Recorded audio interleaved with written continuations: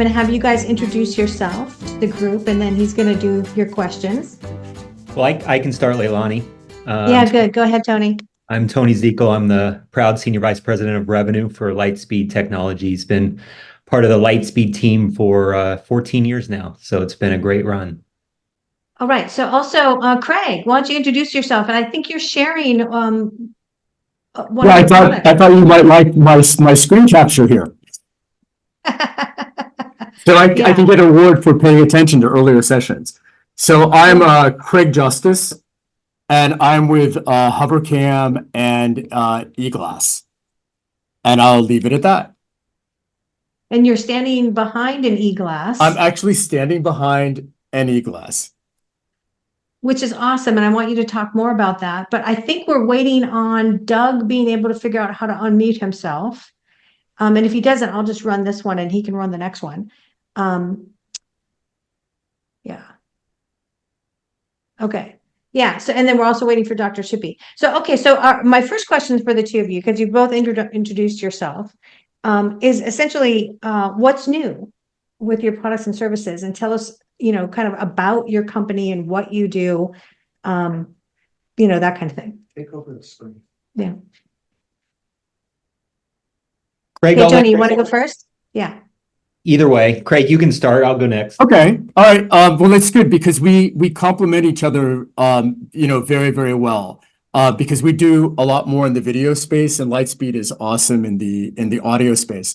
What's new that I'm seeing is, as everyone knows, a lot of schools have been investing in interactive flat panels or TVs, and we've seen this issue of many teachers almost getting stuck at the front of the room and teaching at the panels.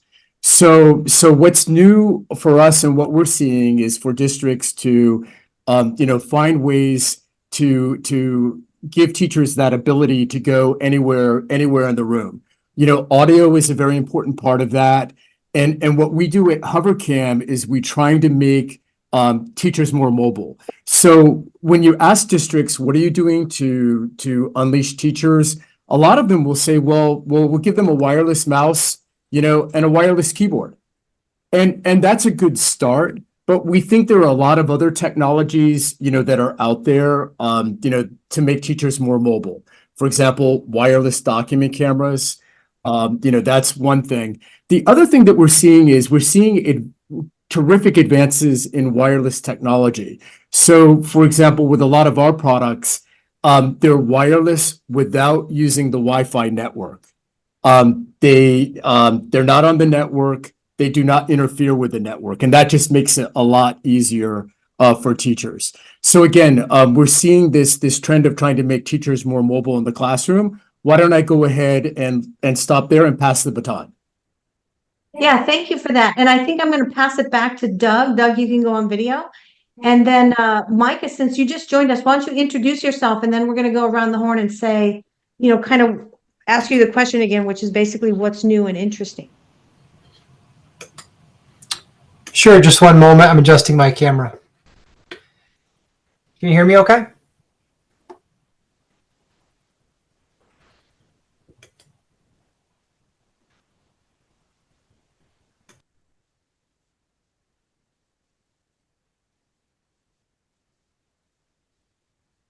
Yeah, go ahead, Micah. Why don't you introduce yourself?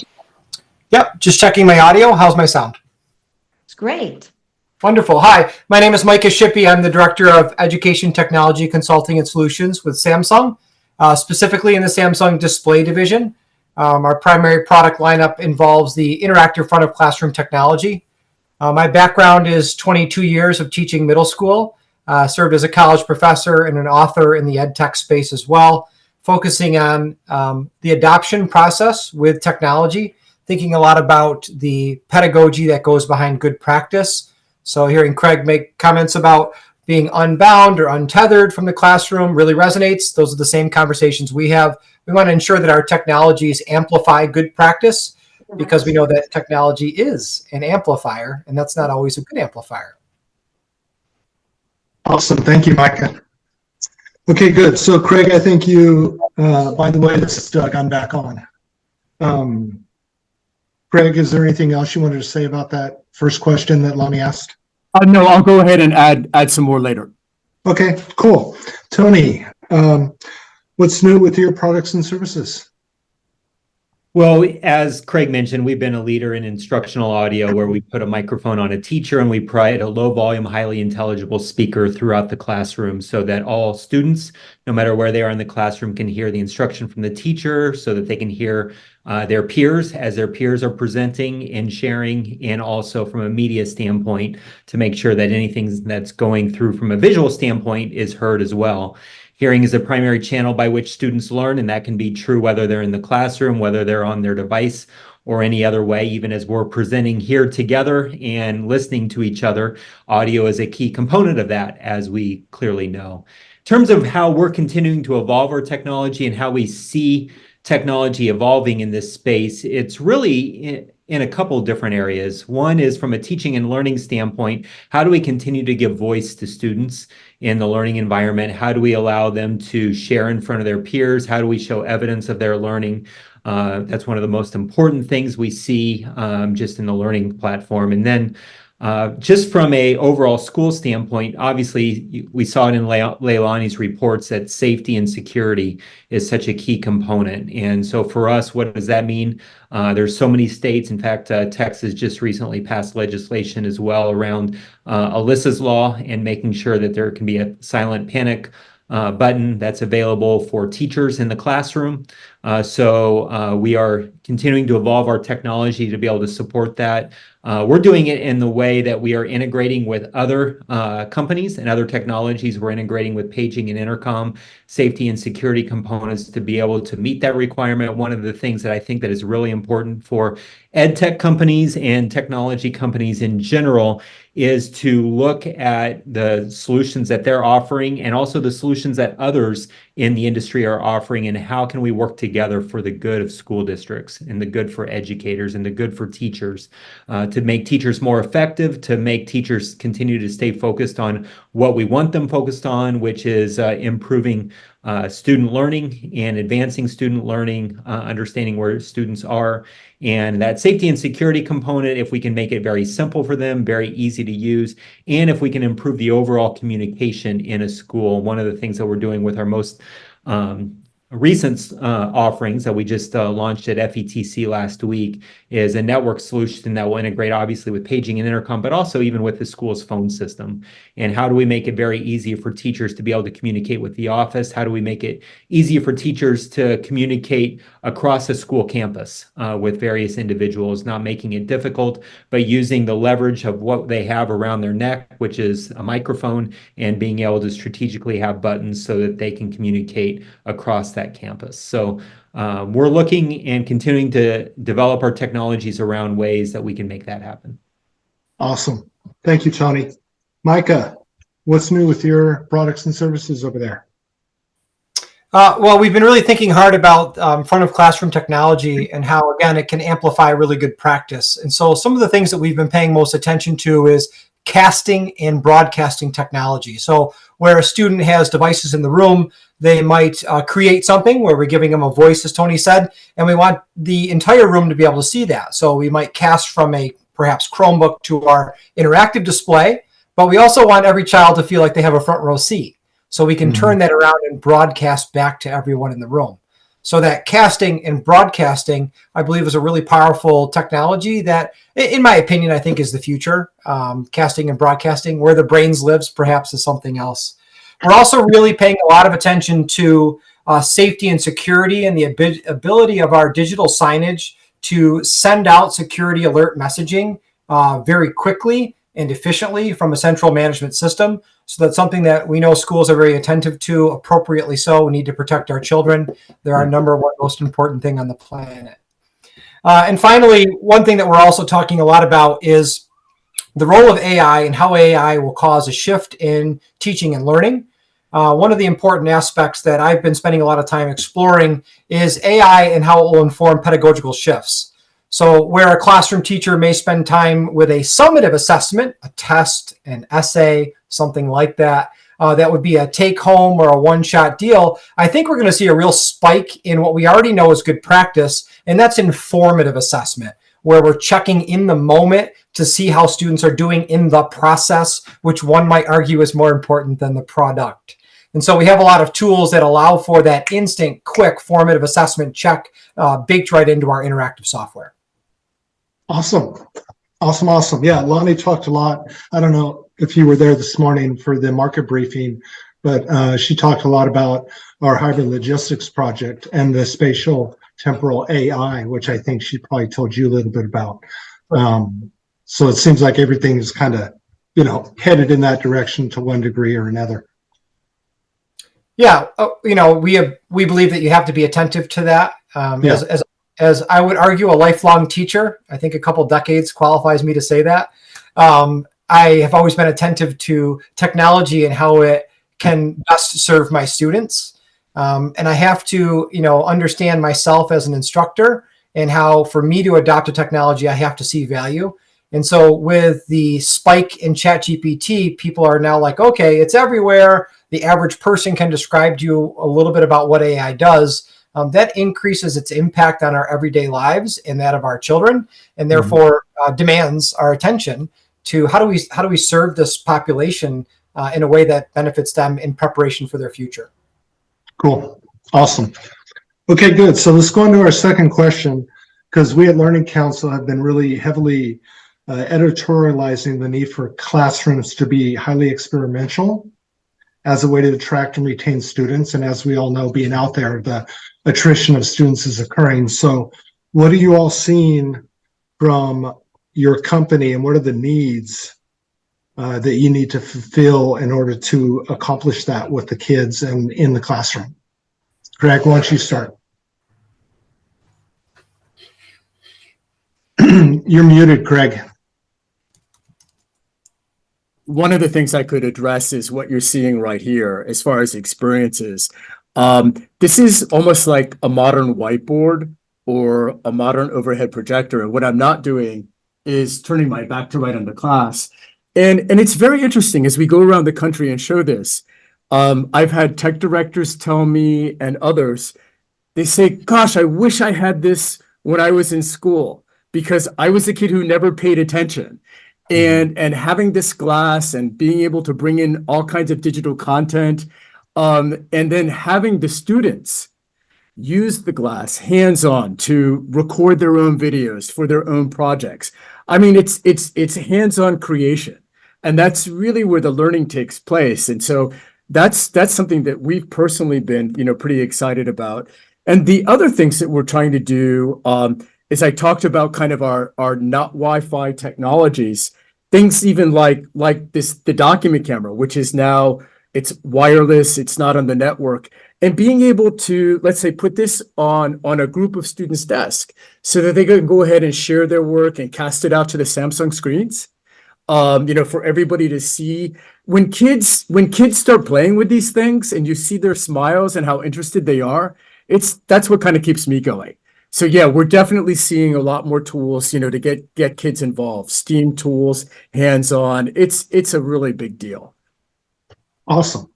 And Tony, I know we have the privilege of using your product, in a lot of our events and how that actually helps. What's your thoughts on that question? Well, it's about engaging students. Yeah. And how do we engage students in the learning process and make sure of that? And our component tied to audio is just making sure that we can deliver clear audio to every student's ears, no matter where they are, virtually or otherwise. And we want to make sure that we provide technologies that are easy for teachers to use, not complex, easy to adjust, very intuitive. And, we've done that for years with integrating with visual technologies in the classroom. During the pandemic, we were very involved and continue to be very involved in how do we provide microphones to students so that we can provide their voice in the classroom in a consistent way and share their evidence of learning, and really engaging them that way. Students are very used to being able to share with one another. And I think that's one thing that has become really powerful in the last few years is with the rise of technology, with digital curriculum and everything else, students are much more bold to be able to share their learning. And I think that that's a real positive that equips them in many ways for the workplace and beyond. And just understanding where different students are, whether they're extroverted or introverted, and making sure that we're supporting them for the 21st century in the workplace that they're entering. I think AI, as I've been meeting with a lot of tech companies and school districts, AI is obviously the hot topic that they're thinking through, and how do we engage our students that way? Even as I work and talk to my kids that are in high school and now in college, talking about their use of AI and how they're using it in productive ways, and then them envisioning how they'll use it in the workplace. I think that's really powerful, and something that will continue to evolve across all of us. Awesome. Thank you, Tony. Micah, what's your thoughts on that? First of all, I love the conversation about experiential learning, because I think that for learning to really take place, we have to struggle a little bit. We have to try a little bit. But we also have to be able, our learners and us, because it applies to adults as well, we have to be able to see a demonstration of a learning process. We have to be able to apply it. We have to link it to prior knowledge in some way. We have to understand it as a real world problem. And the real world problem is something that my team and I spend a lot of time thinking about. One of the focuses that's very popular is on, of course, STEM. And, we love STEM. STEM's wonderful, but STEMs are the tools. Those aren't the problem. And so thinking about the United Nations Sustainable Development Goals helps our students to see how their skills can help to make the world a better place. I mean, that's a whole nother level of knowledge attainment and applicability that I don't think we're tapping into enough in education. And it's one of those things that my team and I, we really work to evangelize is, okay, this is, sure, you're learning a science, you're learning a tech skill. Awesome. What does it matter? How does it help with hunger? How does it help with literacy? How does it help with access to clean water? And those are things that we really want to spend a lot of time with our students on. But I love what Tony said as well. And I think, I don't mean to speak for you, Tony, but I think we're starting to see from a new generation of learners a form of self-advocacy that I've never seen before, where they are more comfortable at all ages saying, hey, I don't understand, or I've created something I'd like to share. And that's a beautiful thing that we want to give voice to and help educators, not make them, but help them facilitate that kind of learning process. Yeah.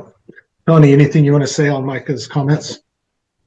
No, I agree with all that. And the other thing I would just add tied to that is, how do we, both as tech companies as well as school district leaders, engage teachers in a way that make them more effective, make them proud of the profession that they're working in, make them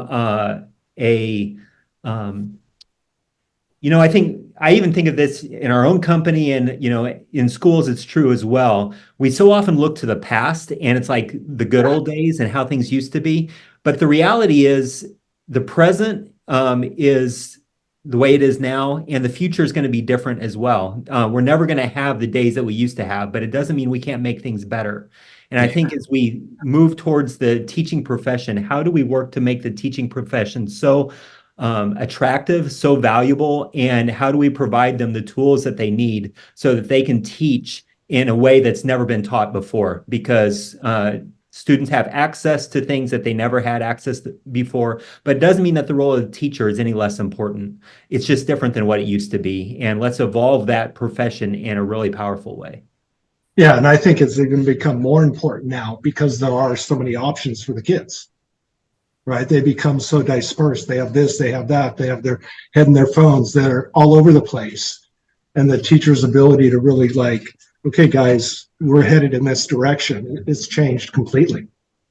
I think, to your point, I think it makes the teacher's role even more valuable. I think some people might misconstrue that and think that the teacher's role is less valuable, but I don't view it that way. And I think the future for the teaching profession is critical, and that we invest in it. And if I may add, I thank you, Tony, for saying that. As an educator, we are trained to think about the learners and the students and the kids, which is super critical. But we also have to understand that the profession of education is changing so dramatically, and we need to be thinking about chunking information. A 1-hour lecture to kids who no longer are used to sitting in an assembly of any sort in their community. They're not used to that anymore. They're used to really quick bites of information, and that involves us shifting a little bit of our practice. Yep, agree totally, Micah. So that brings up an interesting point of, I'm sure you all work a lot with different curriculum products, work alongside them, work, with them in some degree or whatnot. What do you see happening with that and where that's going and the ability of the different companies to kind of almost work together to make the process easier for the teacher and for the kids? Yeah, I see that a lot with Canvas. A lot of our customers use that or a similar LMS, and to have, for example, our products, have the teacher record a video and just drag and drop the video right into Canvas and share it. It's, making these things work and just making it easier for the teacher. And I'm just seeing a lot of that kind of integration of the technology with the LMSs. Cool. Thanks, Craig. Tony? Any thoughts on that? Before, I think, critical for us as technology companies and as curriculum companies is that we work together to provide joint products that will be valuable to the end user and to the product of K-12 education. So I see that continuing to happen, and just being able to do that effectively, working together for the good of everyone is really important. Awesome. Micah, any thoughts? Yeah, I mean, Samsung is a gargantuan big tech company, right? And we work a lot. We have wonderful alliances with companies across the world that we're fortunate to leverage. But internally, we are also doing whatever we can to support this global citizenship concept. We launched about 15 years ago the Solve for Tomorrow program. It's a totally philanthropic charity arm of Samsung, not affiliated with sales. And it's all about the United Nations Sustainable Development Goals, leveraging STEM to solve problems at the local level. Really great global competition, cash prizes for teachers. But back to your question about supporting teachers and kids, what we do with Solve for Tomorrow and with my team at Samsung is we do professional development training, because we believe that the future pedagogy of the classroom is going to take some of that extra TLC. It's going to take some training. It can't be dropping off technology and assuming that the best practice will take place. And so training, I believe, is the solution for best adoption. Awesome. Craig, I saw you raised your hand. Yes, I just wanted to make an appeal to the audience members out there, if there are curriculum directors at districts who would be interested in partnering with us. We're interested in developing more lesson plans for the e-glass. That's one of the things. And then new lesson plans that would take advantage of the new wireless document cameras. So give me a holler and let's work together to create some really engaging lessons. Okay, cool. One last question for you, and you guys expand on this as much as you wish. Of course, we just started 2024, which is hard to believe, and January is just about over. What do you see happening in 2024 that didn't happen necessarily last year? Craig, you want to start? Well, we haven't seen the fiscal cliff yet. Well, although maybe it began. So I'm hoping it's something we won't see, but it's something that we're keeping an eye on. Because, as technology companies, there's this whole symbiotic relationship. So if there is a fiscal cliff, and if it hurts the vendors, well, that's, we're again part of that symbiotic relationship. So we need to keep an eye on that. Gotcha. Tony, what are your thoughts on 2024? I think we've started to see a little bit of a stabilization coming out of the pandemic of a few things. One is just district leadership turnover.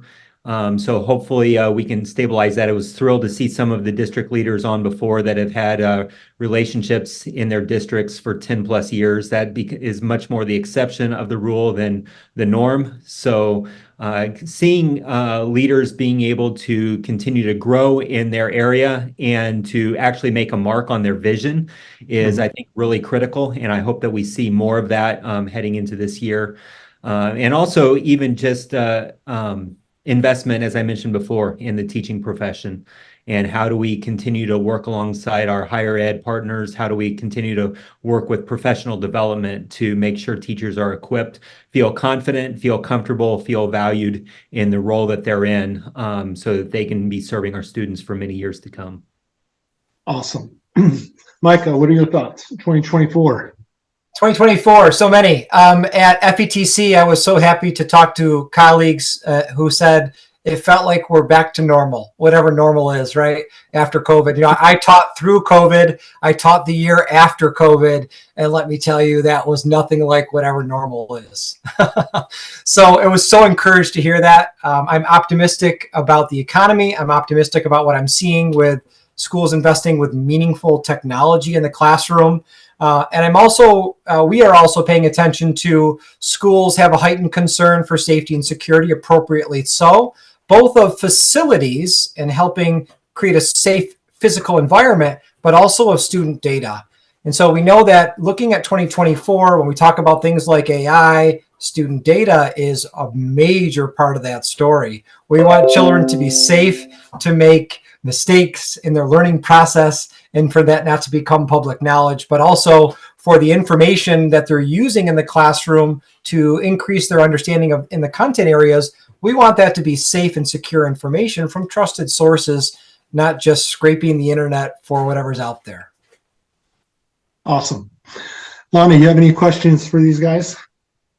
Yeah, I actually want to just have one person respond to one part of it, because I know we only have a couple minutes left, but I didn't get to hear Tony talk about his technology particularly, but because of what Dr. Benigni said, Benigni, I always say his last name wrong, and Dr. Andre Townsell said in the session before, I know that collaboration is a really big deal. So Tony, could you just describe the increased collaboration from your technology for audio enhancement? Yeah, of course. For many years, we've been working with school districts around our Activate system, which is a small group technology platform that allows for students to be in small groups and allows the teacher to actually listen in to the authentic interaction of those students as they're working together, to be able to really assess, are they on task? Are they understanding the content? How are they collaborating with one another in that small group? And is everybody— So teachers a distance away, not like hovering and making everybody shy. Okay. And what that then allows is for differentiation, maybe there's a group that's out in the hallway or in an adjoining classroom. The teacher then has access to them and can actually listen in to that interaction. They can actually then speak to them through a speaker that they have right there with their particular group and pod, and be able to share back. It also then allows the teacher to, let's say that group is in the classroom and has something that they'd like to share.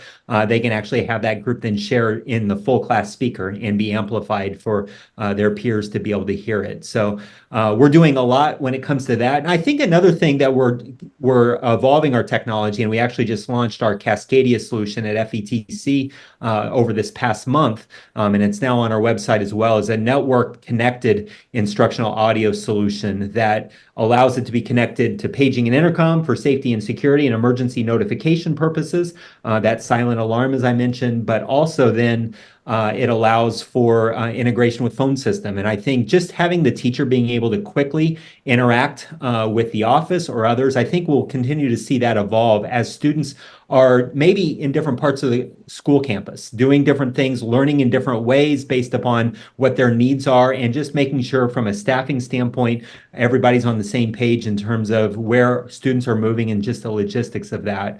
I think that's something that we're going to continue to see involve in 2024 and beyond. And we want to be a part of the technology that will help support that. Yeah. Well, I agree. I think everything you guys said was really imperative for this particular event, because you all talked about that interactivity, that, the new engagement that needs to be done in classrooms is really an attractive thing. So you're not going to buy this level of technology as a homeschooler, right? But students love it. And so I have one last question. This is for all three of you, really fast answer. Do you experience that schools are asking you to train the students too? Craig, you go first. You're on mute.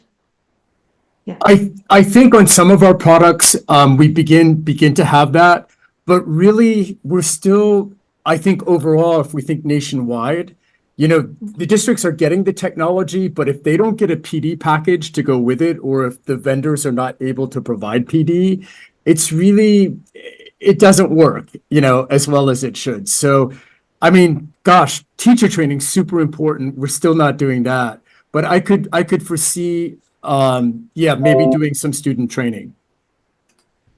Well, hey, by the way, on that point, like schools buying the technologies and not buying the PD to go with it, I just want you to know that when I'm on the road, I highly discourage that. So like when I talk to districts, I'm like, pay for the training, please just do it, pay for the training, right? It's crazy talk not to, right? So anyway, thank you for that, Craig. Tony, what are your thoughts? Well, just echoing that, we put a lot of effort into making sure that the technologies that we put in the classroom are effectively used. We've seen a change coming out of the pandemic. We used to go in and provide, for us, we would provide free training. Our technology was very simple and easy to use, but we wanted to make sure that teachers understood why it's important for them as teachers, as well as important for the students. We've seen a change in that because that teacher professional development is so limited for schools that we have now morphed into doing a lot more video training and training that they can put on their own LMS and have teachers learn about it as they're available to be able to do it. We still provide both, but being able to provide those options is really what schools and school districts have asked us for. Yeah, and I would think that would be more and more happening even with the students, right? So some sort of student level. I mean, well, you guys can train the trainer, but sitting at the table with one of your remote audio devices, they're like this big, right? They're small. Right. It can also act as a mic. I mean, for kids, this puts them like in the spotlight. A lot of them love it.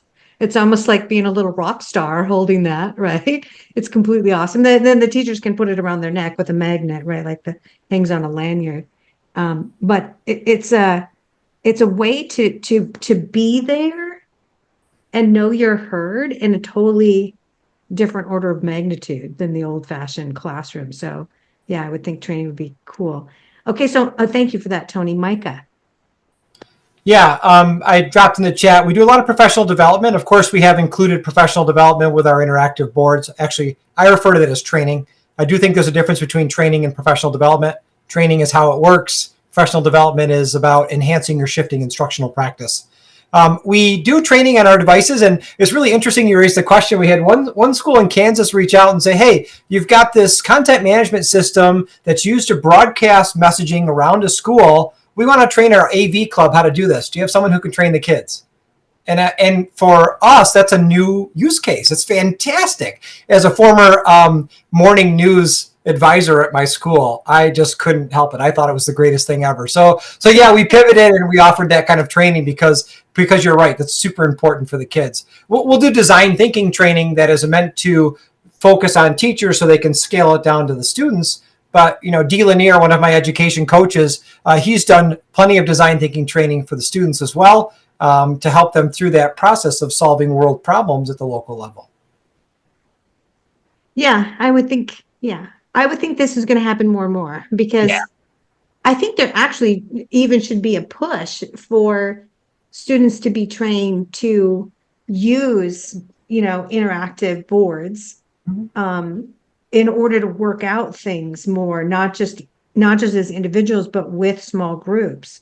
And so it's not just a teacher use and kind of a thing, because there's a certain dynamic when you're writing big and you're showing, and it's a different sort of way that you're learning while doing that I think is so super dynamic. I know myself, I love it to do that because I'm thinking while I'm doing, right? This is a totally different thing than just sitting and watching and when you're doing. And I would encourage that you guys encourage way more schools, to get involved in that. Like, because it's a totally amazing thing you're not going to do at home. And it actually is training your mind in a certain way to think in wider dimension because it's more space, So what are your thoughts on that? Mike, I'm going to come to you first and then Craig too. Yeah, I think it's a lot of it is about intuitive design. So I want to go to a board, an interactive. I want to pick up a pen or use my finger and just start writing. The learning curve needs to be low so I can get right in and do what I want. But, for millennia, we have found that using a large board for writing on and for brainstorming can be a really powerful instructional tool. We want that natural learning process to be there. If it takes some training and some pro tips, we'll offer those. But I would argue for big tech, we should be designing products that have a really low adoption curve so that our training and our professional development is really to amplify best farther practice, but the basic stuff should be real easy. Yeah, and to be honest, the early stuff, not your stuff, the early stuff wasn't always that. Sure, I live that dream. Yeah, But it's always, I mean, the kids just like they grasp stuff so quickly. And, I just made this comment, the students, teaching the teachers. And you could just see that happen on the technology. Yeah. Yeah. Kids wanting to use it, kids playing around with it. Okay, so I think we actually are going to 12:45, so we have a couple more minutes. What do you want to tell me? What have we not asked you want to talk about? Tony, you ready for that? Sure. The one thing I would just say from our company standpoint is we provide free evaluations to schools. So if this technology is important, if audio is important in your schools and school districts, but it's very experiential. So being able to actually try the technology with your students and teachers and have us come in and be able to support that. It's something that we do. It's very important. The integration with visual technologies, as I mentioned, is really critical from an audio standpoint. How do you create an immersive learning environment that's really strong from both a video standpoint, which obviously Craig and Micah support, and also from an audio standpoint, which is where we really focus our efforts. Being able to make that seamless for teachers. I really appreciate what Micah said. It's incumbent upon us as technology companies to make our technologies really easy to use for schools and for teachers. It shouldn't require so much PD that it's overwhelming. That's what we really try to emphasize. We try to make it so that it's very intuitive for them to use, and a lot of any training that we would provide is helping them understand the impact it's going to make for them as teachers, and then also the impact they can have on students. For us with teachers, it's the fact that teachers say 15 to 20,000 words a day. The average person says 5,000 words a day. So if a teacher is saying 3 to 4 times more words than the average person, isn't it important that we provide technology around that primary tool? A lot of times I'm explaining to teachers that the number one tool that they have that they use all day, every day is their voice. And how do we make sure that we're providing technology around that voice to amplify that and to be able to support that? And then for students, how do we increase engagement? And in many cases, a lot of times when we put in our technology, teachers will say, I used to think that my students weren't listening to me. Now I realize they weren't hearing me. Realize the difference between those things. They weren't hearing means it was a physical challenge. And our goal is to be able to make sure that whoever is speaking, whoever is presenting in a classroom is at 15 decibels above the ambient noise in the room, no matter where they are, whether they're closest to the teacher or furthest away from the teacher. And we're creating a culture and an environment that is conducive for learning. So that's really our focus and what we've been doing for many years, and we're just continuing to evolve our technology to be able to support these other areas from safety and security to overall campus communication. Very well said. And it reminded me of what I was talking about much earlier when I was doing the briefing, where I was talking about the fact that, this alpha generation, they come in and they're so screen centered, right? Because they've been on a mobile phone or an iPad since they were 2 years old, that the human mouth, right? Like listening to somebody talk at them is almost like an alien channel, right? So you would have to have not only enhanced audio just to get their attention if they're in the back of the room, but also the interactivity, right? So that they could be part of that channel, right? Of using their human mouth to talk. And Leilani, to your point along those lines, what that actually means then is that students are so used to adjusting their volume on their device to the level that they want to be able to be heard. And they can't do that in a classroom. So can we Yeah. make sure that whoever is speaking in a classroom setting can be effectively heard to the correct volume for each and every student? Yeah, and I've actually experienced that with your technology. Like I was thinking just now that when we were in Waco, Texas, it was kind of like it was one of those places that had like really high open room ceilings with like the pipes way up there, not causing good sound relay. And we had, I think, 5 superintendents in the room that day and a bunch of other people, and every one of them wanted to use the mic, right? Because it was just like we weren't even that far apart, but you couldn't actually hear very well. It's just because of the environment. And that's got to be true for a lot of the older buildings, like on the East Coast and stuff. So thank you. Okay, so Craig, your thoughts, same line of talking. Well, a kind of a summary statement would be for anyone in the audience looking at ways to unleash the teacher, to untether the teacher from the front of the room. We'd love to have some conversations about ways to make them more mobile, in addition to the audio. So devices that cast wirelessly to the Samsung panels anywhere in the room without using the network. That's kind of the key thing for IT, because we make it easier for IT. But we've just seen teachers are so excited about our products, being able to engage students, whether they're sitting in the front or the back of the room. Let's have a conversation about it. Yeah, and I think also, and Micah's probably going to echo this, but making the environment almost like this huge experiential moment where it's like it's going to be thrilling. There's nothing boring about it, right? Like it's going to be like, whoa, Yeah, we can help that's with that. huge. Yeah. Micah, your thoughts? So a couple of things. We offer free demos of our interactive flat panel technology. So viewers can reach out to me and I can set you up with a demo for your school so you can see the technology right in your space. We can do a virtual demo. I can send you the specs, but actually seeing it in your environment, I think similar to what Tony was saying, we have found makes the most sense. We also offer free professional development webinar series. I posted the link in the chat that teachers can sign up for. And I think we have one tonight called Taming the Advice Monster. And there's like 300 attendees. So you and 300 of your closest new friends can join and learn about taming your advice monster. I need all the help in the world on that one. And one other thing I wanted to bring up, totally like out of left field, is I want to see from instructional technology more focus on captioning and subtitling. I think with a microphone that offers a very clear voice, it'll allow for our technologies to capture that voice and transfer to captioning and subtitling, because there's a lot of research, really old research, about captioning and subtitling leading to both vocabulary and content retention for learners. Why wouldn't we look at that technology? The BBC has done some really cool studies. I was reading just yesterday about it, but that's something that different web video programs and conferencing platforms have different tools that they like. But I would argue to our viewers here, you have access to that kind of technology, and I strongly encourage you to try it out in the classroom and see what difference it makes on vocabulary and content retention. Yeah, I see Tony nodding. And Tony, I would even say that's maybe something you guys should be thinking about, because I know you tie back to other hardware. What about translations? Yeah, and there's been a lot of talk about that too. And especially, I think our EL population is now over 10% in the United States. So really assessing where students are at and how we can help them to learn in whatever place that they are in life. And so those are things that we're looking at and considering for the future as well. And I'm actually also, totally. I'm also talking English to English.